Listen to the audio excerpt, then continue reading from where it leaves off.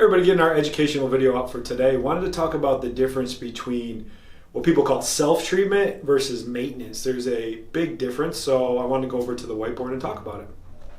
So there's a huge faction of people online that are preaching and teaching self-treatment. You know, a lot of things with bands, lacrosse balls, Theracanes, tape, everything like that. And they're actually doing people a disservice. They're preaching this as treatment. In no way, shape, or form is that actual treatment. What it is actually maintenance. And maintenance is okay. Maintenance keeps things healthy, keeps things moving in the right direction.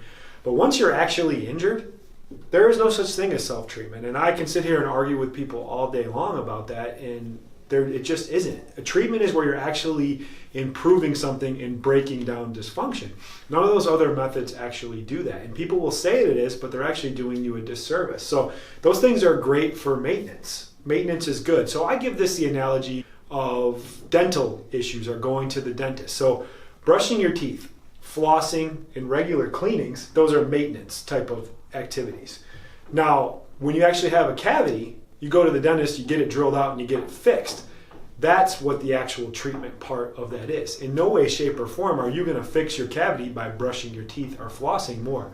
But so many people out there, self-proclaimed gurus, functional people, movement experts, all that, they're actually doing you a disservice. They're telling you to try to fix your own injury with methods that aren't going to do that. Imagine if your dentist did that, but that's what's happening in the body. So there's a big difference between self-treatment and maintenance, and you need to figure out what that is, because if you're continuing to try to do self-treatment, you're never going to get a full resolution for your injury, and you're going to have bigger problems down the road.